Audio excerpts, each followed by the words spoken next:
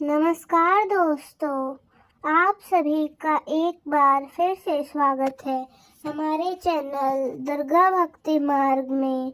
आज मैं आप सभी को सुनाऊंगी बृहस्पतिवार की कथा यानी गुरुवार की कथा। इस कहानी को सुनने से सभी भक्तों की सभी मनोकामनाएं भगवान बृहस्पति देव की कृपा से पूर्ण हो जाती हैं। तो आइए बड़ी ही श्रद्धा और प्रसन्न मन से इस कथा को आरंभ करते हैं। प्राचीन काल में एक प्रतापी, दानी और दयालु राजा राज किया करता था। वह नित्य गरीबों और ब्राह्मणों की सहायता करता और उनमें दान करता था। यह बात उसकी रानी को बिल्कुल भी पसंद नहीं थी। वह ना ही दान करती और ना ही भगवान की पूजा करती थी और राजा को भी दान देने और भगवान की पूजा साधना करने से मना करती थी।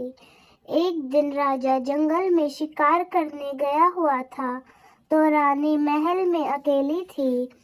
उसी समय बृहस्पति देव साधु वेश में राजा के महल में भिक्षा लेने के लिए गए और भिक्षा मांगी तो रानी ने भिक्षा देने से इनकार कर दिया और साधु से कहा, हे साधु महाराज, मैं तो इस दान पुण्य से तंग आ गई हूँ। मेरे पति सारा धन लुटाने में लगे रहते हैं। मेरी इच्छा है कि हमारा सारा धन नष्ट हो जाए, फिर ना रहेगा बांस, ना बजेगी बांसुरी, यानी ना रहेगा धन और ना ही वो धन गरीबों और ब्राह्मणों के बेकार के कामों में लुटा सकेंगे। साधु ने कहा, देवी तुम तो बड़ी ही विचित्र औरत हो। धन संतान तो सभी लोग चाहते हैं। पुत्र और लक्ष्मी तो पापी के घर भी होने चाहिए। यदि तुम्हारे पास अधिक धन है तो तुम भूखों को भोजन दो, प्यासे के लिए प्याओ बनवाओ और मुसाफिरों के लिए धर्मशालाएं खुलवाओ। जो निर्धन अपनी कुंवारी कन्याओं का विवाह नहीं कर सकते उनका विवाह करा दो। ऐसे और कई काम हैं जिनके करने से तुम्हारा यश लोक और परलोक में फैल ले गया। परंतु रानी पर उपदेश का कोई प्रभाव नहीं पड़ा। वह बोली, हे महाराज, आप मुझे कुछ न समझाएं। मैं ऐसा धन नहीं चाहती जो हर जगह बांटती फिरूं। साधु ने उत्तर दिया, यदि तुम्हारी ऐसी इच्छा है तो तथास्तु।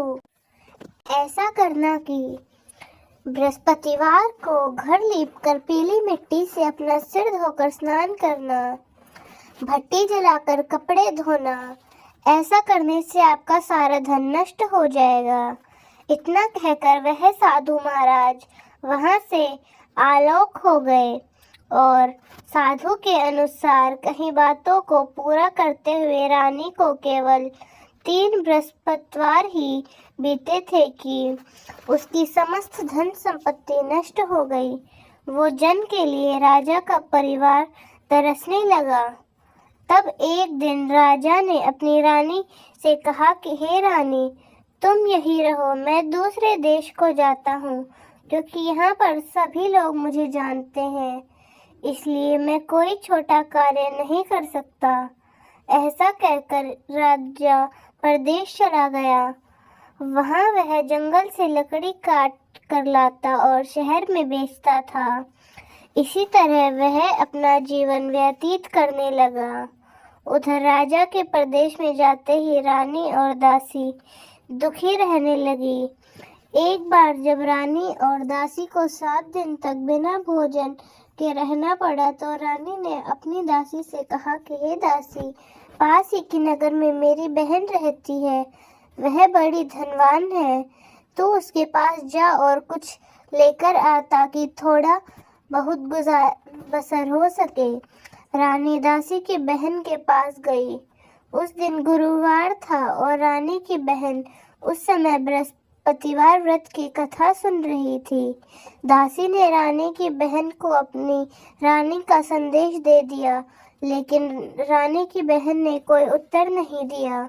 जब दासी को रानी की बहन से कोई उत्तर नहीं मिला तो वह बहुत दुखी हुई और उसे क्रोध भी आया। दासी ने वापस आकर रानी को सारी बात बता दी। सुनकर रानी ने अपने भाग्य को कोसा। उधर रानी की बहन ने सोचा कि मेरी बहन की दासी आई थी, परंतु मैंने उससे कुछ नहीं कहा, इससे वह बहुत दुखी हुई होगी। कथा सुनकर और पूजन समाप्त करके वह अपनी बहन के घर आई और कहने लगी, हे बहन, मैं बृहस्पतिवार का व्रत कर रही थी। तुम्हारी दासी मेरे घर आई थी, परंतु जब तक कथा होती तब तक न तो उठते हैं और न ही कुछ बोलते हैं, इसलिए मैं नहीं बोली। कहो दासी क्यों गई थी? रानी बोली, बहन तुमसे क्या छुपाऊं, हमारे घर में खाने तक को अनाज नहीं था। ऐसा कहते कहते रानी की आंखें भर आई। उसने दासी समेत पिछले 7 दिनों से भूखे रहने तक की बात अपनी बहन को विस्तार पूर्वक सुना दी। रानी की बहन बोली, देखो बहन, भगवान बृहस्पति सबकी मनोकामना को पूर्ण करते हैं। देखो शायद तुम्हारे घर में अनाज रखा हो। पहले तो रानी को विश्वास नहीं हुआ, पर बहन के आग्रह करने पर उसने अपनी दासी को अंदर भेजा तो उसे सचमुच अनाज से भरा एक घड़ा मिल गया। यह देखकर दासी को बड़ी हैरानी हुई। दासी रानी से कहने लगी, हे रानी, जब हमको भोजन नहीं मिला तो हम व्रत ही तो करते हैं, इसलिए क्यों ना इनसे व्रत और कथा की विधि पूछ ली जाए ताकि हम भी व्रत कर सकें। तब रानी ने अपनी बहन से बृहस्पतिवार व्रत के बारे में पूछा।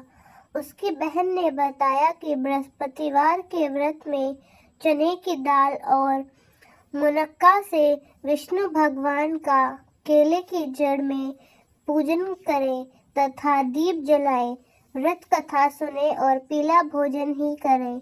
इससे बृहस्पति देव प्रसन्न होते हैं।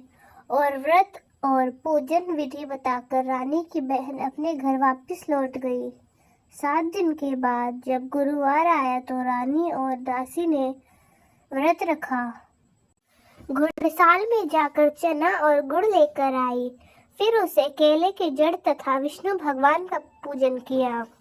अब पीला भोजन कहाँ से आए, इस बात को लेकर दोनों बहुत ही परेशान थी। उन्होंने व्रत रखा था, इसलिए बृहस्पति देव उनसे प्रसन्न थे, इसलिए वे एक साधारण व्यक्ति का रूप धारण करके 2 थालों सुंदर पीला भोजन दासी को दे गए। भोजन पाकर दासी बहुत ही प्रसन्न हुई। फिर रानी के साथ मिलकर भोजन ग्रहण किया। उसके बाद भी वे सभी गुरुवार को व्रत और पूजन करने लगी। बृहस्पति भगवान की कृपा से उनके घर फिर से धन संपत्ति आ गई, परंतु रानी फिर पहले की तरह आलस्य करने लगी।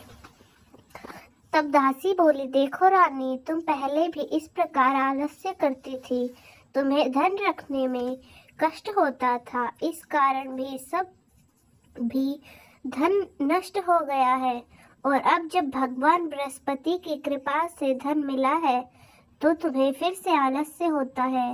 रानी को समझाते हुए दासी कहती है कि बड़ी मुसीबतों के बाद हमने यह धन वापस पाया है, इसलिए हमें दान पुण्य करना चाहिए, भूखे मनुष्य को भोजन कराना चाहिए और धन को शुभ कार्यों में खर्च करना चाहिए, जिससे तुम्हारे कुल का यश बढ़ेगा, स्वर्ग की प्राप्ति होगी और पितृ प्रसन्न होंगे।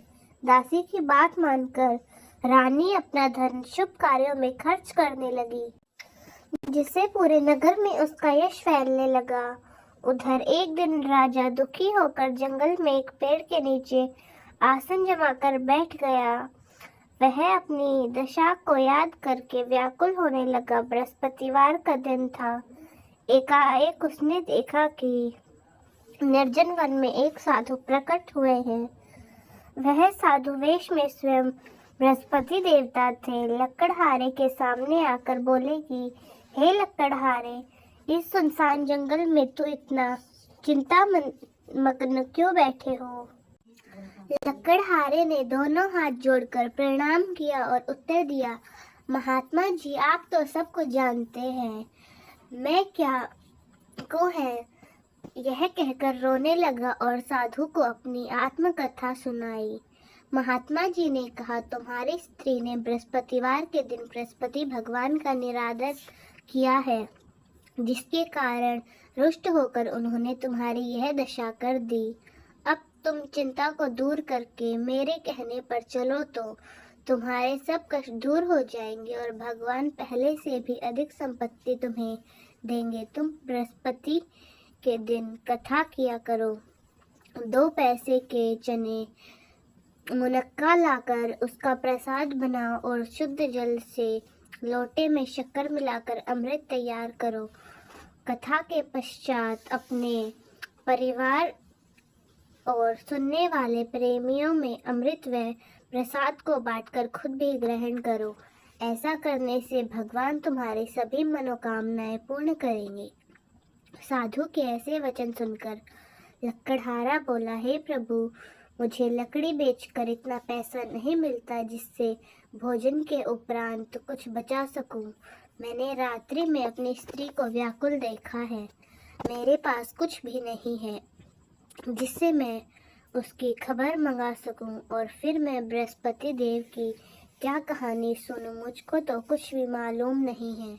साधु ने कहा, हे लकड़हारे, तुम किसी बात की चिंता मत करो। बृहस्पतिवार के दिन तुम रोजाना की तरह लकड़ियां लेकर शहर को जाओ।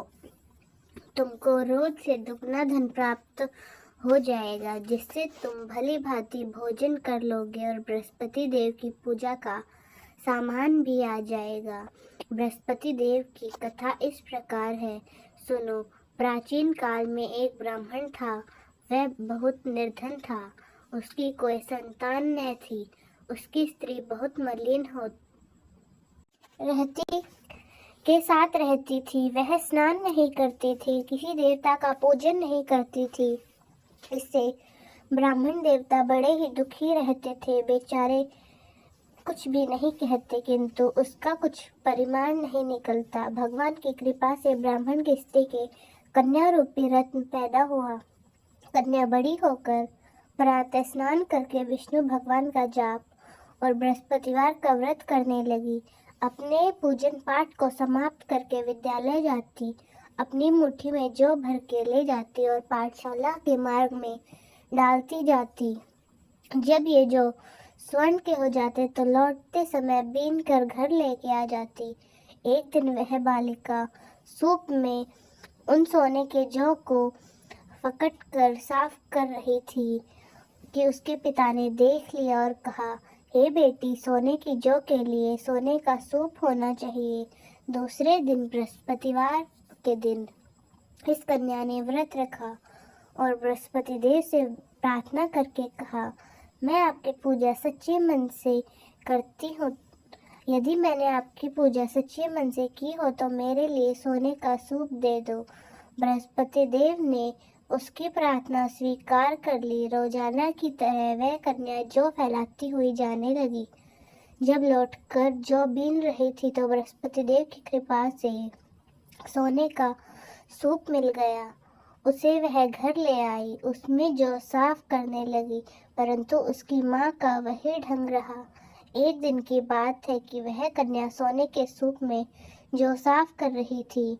उसी समय उस शहर का राजपुत्र वहां से होकर निकला। इस कन्या के रूप और कार्य को देखकर मोहित हो गया और अपने घर आकर भोजन और जल त्याग कर उदास होकर लेट गया। राजा को इस बात का पता लगा तो अपने प्रधानमंत्री के साथ उसके पास गए और बोले, हे बेटे, तुम्हें किस बात का कष्ट है? किसी ने तुम्हारा अपमान किया है क्या? अथवा और कोई कारण हो जिससे कहो, मैं वही कार्य करूँगा जिससे तुम्हें प्रसन्नता हो। अपने पिताजी की राजकुमार ने बातें सुनी तो वह बोला, मुझे आपकी कृपा से किसी बात का दुख नहीं है। किसी ने मेरा अपमान नहीं किया, परंतु मैं उस लड़की से विवाह करना चाहता हूँ जो सोने के सूप में सोने के जो साफ कर रही थी। यह सुनकर राजा आश्चर्य में पड़ गया और बोला, हे बेटे, इस तरह की कन्या का पता तुम ही लगाओ। मैं उसके साथ तेरा विवाह अवश्य कर दूंगा। राजकुमार ने उस लड़की के घर का पता बताया। तब मंत्री उस लड़की के घर गए और ब्राह्मण देवता को सभी हाल बताया। ब्राह्मण देवता राजकुमार के साथ अपनी कन्या का विवाह करने के लिए तैयार हो गए तथा विधि विधान के अनुसार ब्राह्मण की कन्या का विवाह राजकुमार के साथ हो गया। कन्या के घर से जाते ही पहले की भांति उस ब्राह्मण देवता के घर में गरीबी का निवास हो गया। अब भोजन के लिए भी अन्य बड़ी मुश्किल से मिलता। एक दिन दुखी होकर ब्राह्मण देवता अपनी पुत्री के पास गए। बेटी ने पिता की दुखी अवस्था को देखा और अपनी माँ का हाल पूछा। तब ब्राह्मण ने भी सभी हाल कहा। कन्या ने बहुत साधन देकर अपने पिता को विदा किया। इस तरह ब्राह्मण का कुछ समय सुखपूर्वक व्यतीत हुआ। कुछ दिन के बाद फिर वही हाल हो गया। ब्राह्मण फिर अपनी कन्या के यहाँ गया और सारा हाल कहा। तो लड़की बोली, हे पिताजी, आप माताजी को यहाँ लेकर आओ, उन्हें विधि बता दूंगी जिससे उनकी गरीबी दूर हो जाएगी। वह ब्राह्मण देवता अपनी स्त्री के साथ लेकर पहुँचे तो अपनी माँ को समझाने लगी कि हे माँ, तुम प्रातः काल स्नान आदि करके भगवान विष्णु का पूजन करो तो सब दरिद्रता दूर हो जाएगी। परंतु उसकी माँ ने एक भी बात नहीं मानी और प्रातः काल उठकर अपनी पुत्री के बच्चों की जूठन को खा लिया। इससे उसकी पुत्री को बहुत गुस्सा आया। उसने एक रात को एक कोठरी से सारा सामान निकाल दिया और अपनी माँ को उसमें बंद कर दिया। प्रातः उसमें से निकाला तो स्नान आदि करा के पूजा पाठ करवाया तो उसकी माँ की बुद्धि ठीक हो गई। इसके बाद वह नियम से पूजा पाठ करती और प्रत्येक बृहस्पतिवार को व्रत रखने लगी। इस व्रत के प्रभाव से उसकी माता और पिता बहुत ही धनवान और पुत्रवान हुए। बृहस्पति देवता के प्रभाव से इस लोक के सुख को भोग कर अंत में स्वर्ग को प्राप्त हुए। इस तरह कहानी कहकर साधु देवता वहां से अंतर्ध्यान हो गए। धीरे धीरे समय व्यतीत होने लगा, पर फिर वही बृहस्पतिवार का दिन आया। लकड़हारा जंगल से लकड़ी काटकर किसी शहर में बेचने गया। उसे उस दिन और दिन से अधिक पैसे मिले। राजा ने चना गुड़ आदि लाकर गुरुवार का व्रत किया। उस दिन से उसके सभी कलेश दूर हो गए, परंतु जब दोबारा गुरुवार का दिन आया तो बृहस्पतिवार का व्रत रखना भूल गया। इसी कारण बृहस्पति भगवान नाराज हो गए।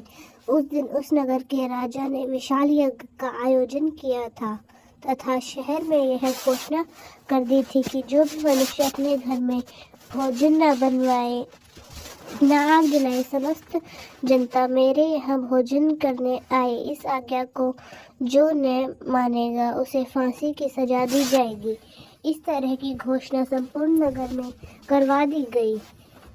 राजा की आज्ञा के अनुसार शहर के सभी लोग भोजन करने के लिए गए, लेकिन लकड़हारा कुछ देर से पहुंचा, इसलिए राजा को उसको अपने साथ घर लेकर गए और ले जाकर भोजन करा रहे थे तो रानी की दृष्टि में उस अंगूठी पर पड़ी जिस पर उसका हार लटका हुआ था और वह वहां पर दिखाई नहीं दिया। रानी ने निश्चय किया कि मेरा हार इस मनुष्य ने चुराया है। उसी समय सिपाहियों को बुलवाकर उसको कारागार में डलवा दिया। जब लकड़हारा कारागार में पड़ गया और बहुत दुखी होकर विचार करने लगा कि न जाने कौन से पूर्व जन्म के कार्य से मुझे यह दुख प्राप्त हुआ है, उसी साधु को याद करने लगा जो कि जंगल में मिला था। उसी समय तत्काल बृहस्पति देव साधु के रूप में प्रकट हुए और अपनी दशा को देखकर कहने लगे कि अरे मूर्ख, तूने बृहस्पति देव की कथा नहीं करी,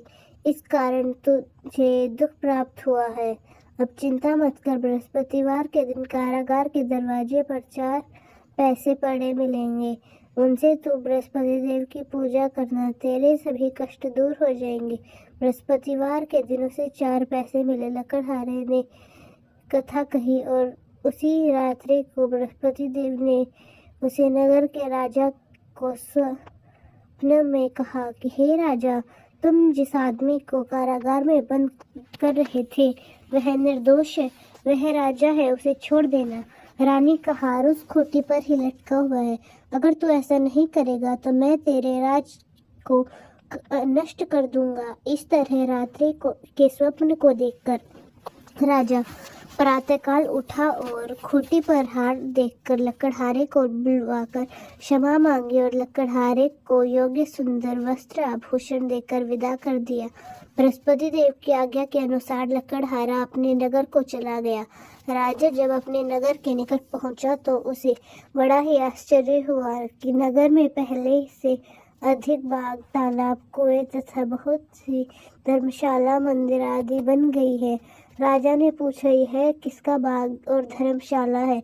तब नगर के सभी लोग कहने लगे कि यह सब रानी और बंदी के हैं, दासी के हैं।